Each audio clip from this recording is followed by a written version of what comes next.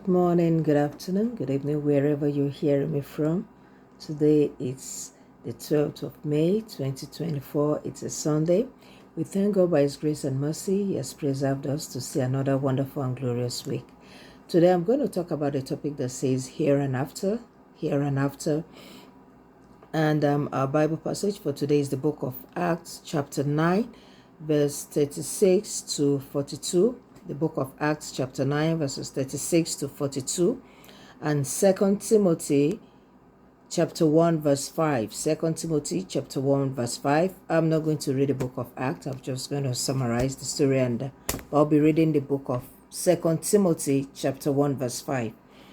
And I read, "When I call to remembrance the unfeigned faith that is in thee, which dwelt first in thy grandmother Lois and thy mother Eunice, and I am persuaded that in thee also."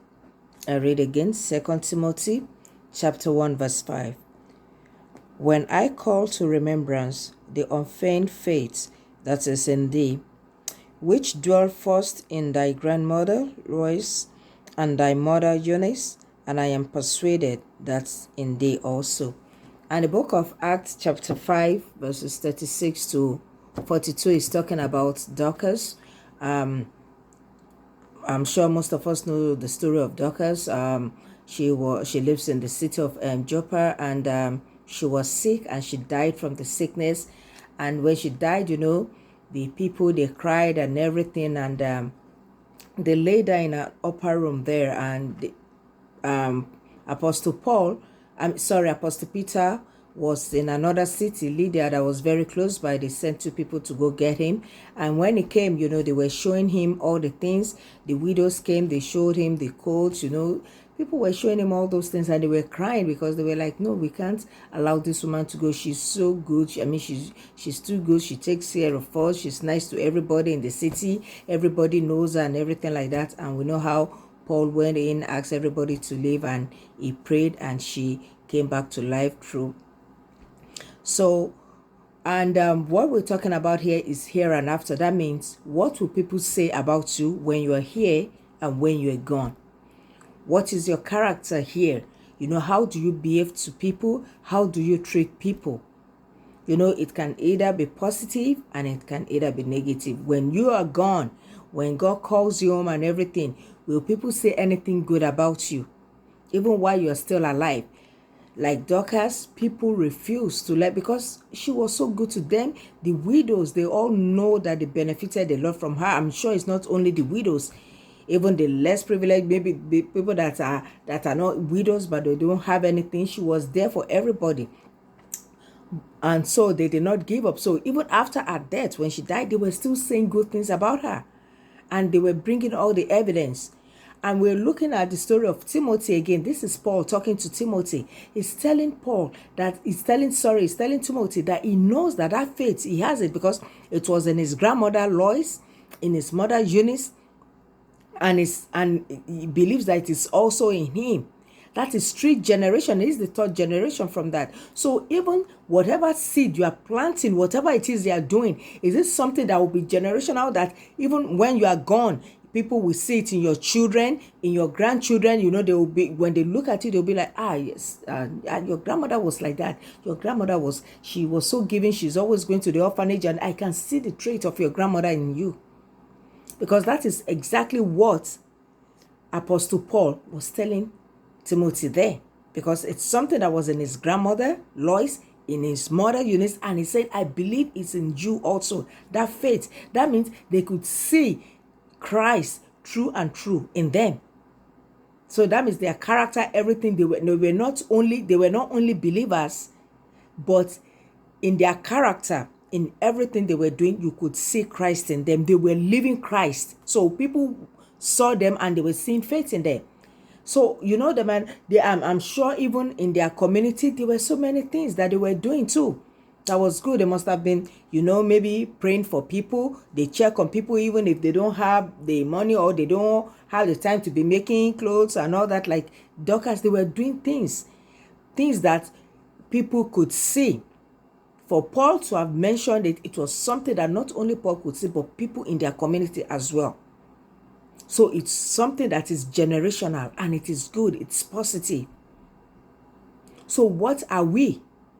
What will people say about us? Why we're here? How do we relate to people? How do we relate, to people in our community, even in the family, among friends, even at work? What will people say about us? When we are gone, what are they going to say about us?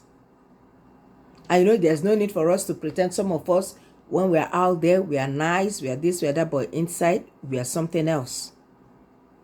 So we know on that day it's going to be between you and God. So here and after, when we're here, we want to leave something good. And when we are gone, we want God to open his arms and say, welcome home as well.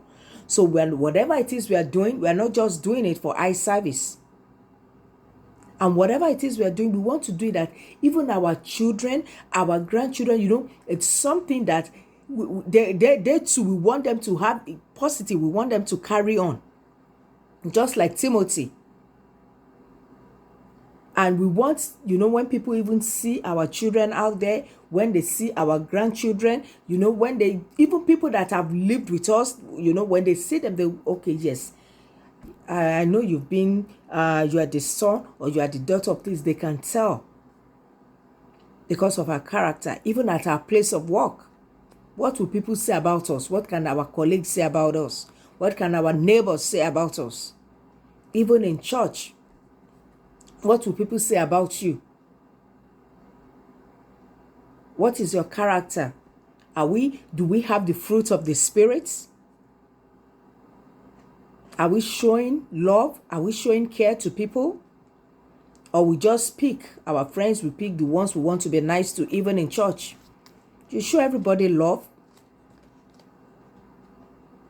So are we, even in families, we'll be like, everybody can be your friends.